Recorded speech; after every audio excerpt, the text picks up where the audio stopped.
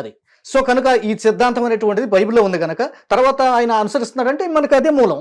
Okay. సరే నేను అడిగిన దానికి చెప్పండి. నాకు అసలు దానికి సమాధానం దొరకలేదు. మీరు కొత్త నిబంధన, పాత నిబంధన అని చెప్పారు కదా! ఈ కొత్త నిబంధనలో యేసు ప్రభు వారు సువార్తలు, ఆయన ప్రేమతత్వం, ఈ ఒక దెబ్బ కొడితే మరొక దెబ్బ కొట్టించుకుంటే తప్పు లేదు అనే తత్వం మనకు కనబడుతుంది. అది నేనేం అడుగుతున్నాను, కొత్త నిబంధన, పాత నిబంధన రెండింటిని సృష్టించింది యేసు ప్రభువేనా? క్రొత్త నిబంధన, పాత నిబంధన దేవుడే సృష్టించాడు. ఆ దేవుడు యేసు ప్రభువే. ఇప్పుడు యేసు ప్రభుగానే మేము ఆయన కొలుస్తున్నాం. ఓకే, ఆయనే సృష్టించాడు. అంటే ఆయనే తండ్రిగా ఉన్నాడు, ఆయనే కుమారుడుగా ఉన్నాడు, ఆయనే పరిశుద్ధాత్మగా ఉన్నాడు. ఏ రకంగానైనా సరే యేసు ప్రభువే సృష్టించాడు ఈ రెండింటిని. ఎండ్ అయితే అదే ఆన్సర్, అదే కదా? సరే సరే, కొత్త నిబంధన యొక్క ముఖ్య ఉద్దేశం ఏంటి? పాత నిబంధన యొక్క ముఖ్య ఉద్దేశం ఏంటి? పాత నిబంధన అనేటువంటిది ఒక ఛాయ లాంటిది, క్రొత్త నిబంధన అనేటువంటిది నిజం లాంటిది. అంటే అది నీడ లాంటిది, ఇది నిజం లాంటిది. సో ముఖ్యంగా పాత నిబంధన అనేటువంటి దాంట్లో నేను ఇందాకే చెప్పాను, పాత నిబంధనలో కొన్ని ఖండితమైనటువంటి ఆజ్ఞలు ఉన్నాయి. ఖచ్చితంగా పాటించి తిరగకపోతే మీరు నరకానికి వెళ్తారు, జాగ్రత్త అని తన ప్రజలను ఉద్దేశించి ముఖ్యంగా చెప్పాడు దేవుడు. యేసుక్రీస్తు వారైతే నన్ను నమ్ముకోండి చాలు, నేను మీకోసం ప్రాణం పెడుతున్నాను, ప్రేమగా జీవించండి, అందరికీ వర్తించేలాగా ఈయన జీవించాడు. కొత్త నిబంధనలో తండ్రి అయిన దేవుడు మాత్రం ఇశ్రాయేలుని ఉద్దేశించే 10 కమాండ్మెంట్స్ కానివ్వండి, ఆజ్ఞలు కానివ్వండి, కట్టడలు కానివ్వండి, ధర్మశాస్త్రం కానివ్వండి ఇచ్చాడు వాళ్ళకి మాత్రమే. కానీ ఇప్పుడు యేసు ప్రభు వారు ఆయన ప్రేమను ప్రపంచమంతా పంచిపెట్టాడు. మీరు నన్ను ప్రేమించండి చాలు, నేను పాపిని నా దగ్గరకు వచ్చి ఒప్పుకోండి, మీ పాపాన్ని నేను క్షమిస్తాను, మీకు నిత్య జీవాన్ని ఇస్తాను, ఇది ఉచితం, సాల్వేషన్ ఈజ్ ఫ్రీ. కనుక మేము కూడా ఫ్రీగా ప్రకటిస్తున్నాం. మన దేశమే కాదు, అన్ని దేశాల్లో ఉన్న ప్రజలు చక్కగా సంతోషంగా వారి జీవితాన్ని ముగించుకున్న తర్వాత ఖచ్చితంగా పరలోకం చేరాలి అన్న భారం మా గుండెలో ఉంటది. ఇప్పుడు రెండింటికి డిఫరెన్స్ ఏంది? ఫస్ట్ నిబంధనలో ఏమున్నది? పాత నిబంధనలో యేసు ప్రభువుని నమ్మకపోతే నరకానికి పోతారు. కొత్త నిబంధనలో ఏమున్నది? యేసు ప్రభువుని నమ్మండి, మీరు పరలోకానికి పోతారు, పాపినని అంగీకరించండి. రెండింటికి పెద్ద డిఫరెన్స్ ఏం లేదు. మీరు అటు తిరిగి ఇటు తిరిగి మీరు వచ్చే అంశం ఏంటంటే యేసు ప్రభువుని నమ్మాలి.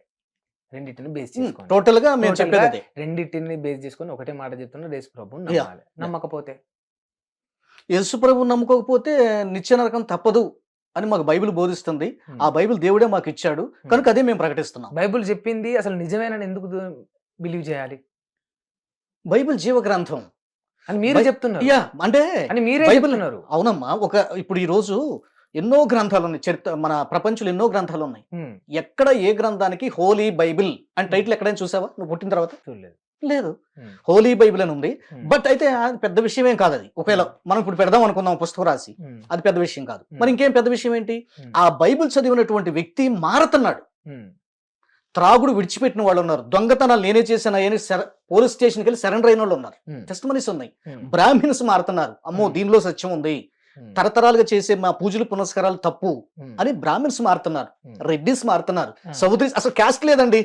సో అలాగా మనుషులు ప్రభావితం చేయగలిగిన శక్తితో జీవంతో నిండి ఉంది బైబిల్ గ్రంథం. అందుకని ప్రత్యేక శక్తి సనాతన ధర్మంలో హిందూ మతంలో కూడా ఉంది కదా. లేదండి, అయ్యప్ప మాల వేసుకుంటాడు. లేదండి, అయ్యప్ప మాల వేసుకుంటాడు 40 రోజులే. అయ్యప్ప మాల వేసుకుంటాడు 40 రోజులే. 40 రోజుల ఒక వ్యక్తి సైన్స్ లోనే ఉంది.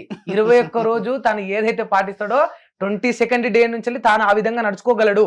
అటువంటిది అయ్యప్ప మాల వేసుకుంటే 40 రోజులు ఉండగలుగుతారు. 40 రోజులే తర్వాత బ్రదర్ నేను అదే చెప్తున్నాను. 40 రోజుల తర్వాత వాళ్ళు యథావిధిగా త్రాగేవాడు తాగుతాడు, తిరిగేవాడు తిరుగుతాడు, ఏ పని చేసుకున్నా వాడు పని చేస్తాడు. చాలా మంది మారుతారు. మారుతారు. ఒక చూపించండి.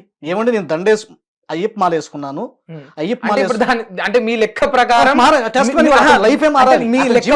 అంటే మీరు చెప్పేదాని విధానం చూస్తే బైబుల్ ని ఒక్కసారి చదివి బాప్తిజం తీసుకున్న వాళ్ళు ఏ పాపాలు చేయట్లేదు, తప్పులు చేయట్లేదు, ఎవరు తాగట్లేదు. నన్ను కంప్లీట్ చేయనివ్వండి. నేను అనేది ఏంటంటే బైబిల్ దగ్గరకు వచ్చిన వ్యక్తి అతను విని సువార్త విని మారు మనసు పొంది కన్నీళ్లతో ఏడ్చి తన పాపాలను ఒప్పుకుంటాడు. ఇది ఎప్పటి వరకు? చర్చిలో ఉన్నంత వరకు. లేదు. బయటకు వచ్చిన తర్వాత అయ్యప్ప మాల వేసుకున్నాడు ఎప్పుడైనా అయ్యా నేను పాపం చేశాను అయ్యా ఏడ్చాడా?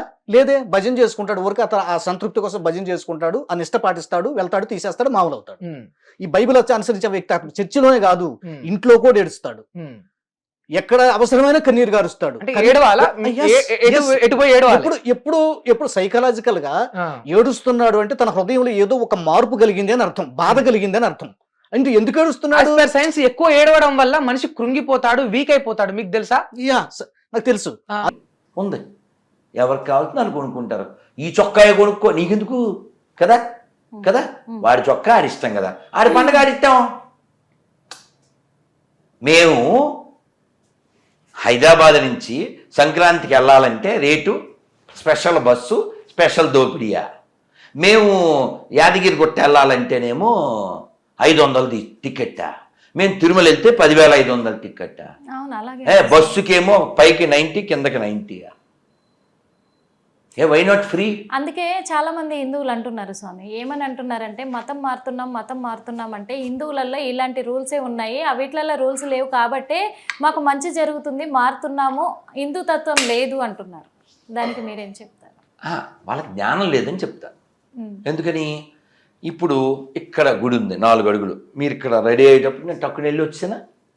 ఖర్చు ఏమలేదు నాకు కదా.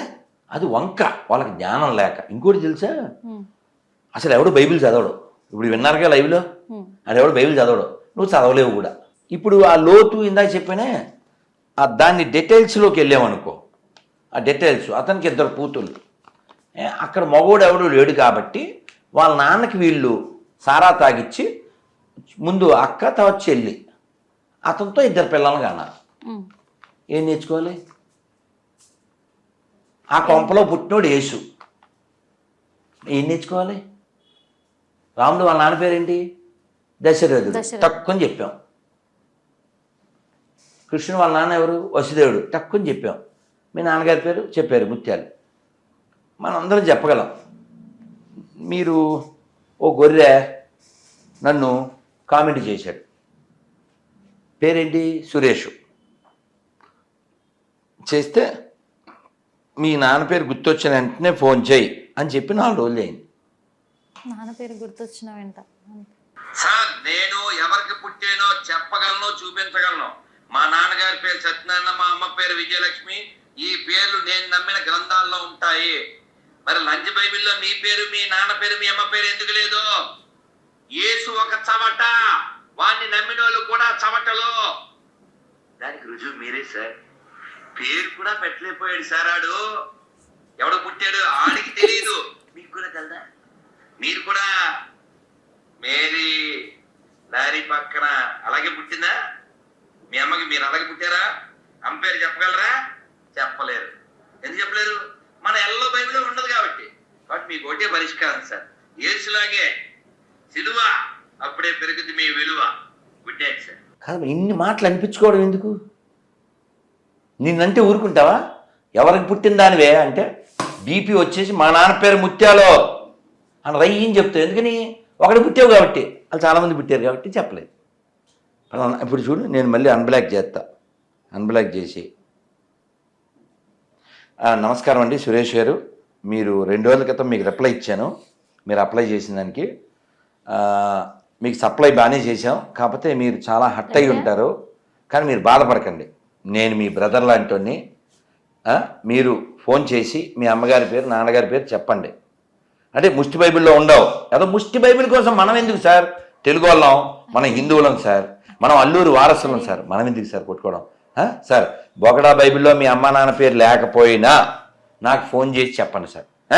నేను ఫీల్ అవును, మీరు ఫీల్ అవ్వకండి సార్. ముష్టి బైబిల్ కోసం మనం కొట్టుకోవచ్చు సార్. మనం తెలుగు వాళ్ళం, హిందువులం, బంధువులం. అందుకంటే పైన మనం మనుషులం సార్. ఒక ముష్టి పుస్తకం కోసం మనం ఎందుకు సార్ కొట్టుకోవడం? మీ ఫోన్ కోసం ఎదురు చూస్తూ మీ సోదరుడు రాధమోహన్ దాస్. ఇప్పుడు హిట్ టీవీ యాప్, ఇందులో short news, live news, entertainment shows, movies, digital magazines తో పాటు మీ జిల్లా వార్తలను కూడా ఫ్రీగా చూడొచ్చు. అంతేకాదు కేజీ నుంచి పీజీ వరకు విద్యార్థులకు స్కాలర్షిప్ కూడా అందిస్తున్నాం. ప్రతి వారం 10 మందికి లక్కీ డ్రా ద్వారా ఒక్కొక్కరికి 10,000 రూపాయలు అందిస్తున్నాం. ఇంకెందుకు ఆలస్యం? వెంటనే హిట్ టీవీ యాప్ ని డౌన్లోడ్ చేసుకుని ఫ్రీగా ఎంటర్టైన్మెంట్ పొందండి. Hit TV app. Hit TV app. Please download hit TV app. Hit TV app ని ఫ్రీగా డౌన్లోడ్ చేసుకొని ఎంజాయ్ చేయండి. మీకు నచ్చిన ఎంటర్టైన్మెంట్ కోసం హిట్ టీవీ యాప్ ని ఫ్రీగా డౌన్లోడ్ చేసుకొని ఎంజాయ్ చేయండి. హిట్ టీవీ యాప్ ని డౌన్లోడ్ చేసుకుని ఆస్వాదించండి, ఆశీర్వదించండి. ఇంతమంది సెలబ్రిటీలు హిట్ టీవీ యాప్ ని డౌన్లోడ్ చేసుకోండి అని చెప్తున్నారంటే ఎంత మంచి యాప్ ఆలోచించండి. అమెరికా అమెరికా అమెరికా అమెరికాలో చదవాలనుకునే వాళ్ళకి విశ్వసనీయమైన పేరు మన శౌర్య కన్సల్టెన్సీ. UK లో 1 year masters. UK లో 1 year masters. 2 years work permit up to 5 years visa. Contact Saurya Consultancy. Contact 89851 89851.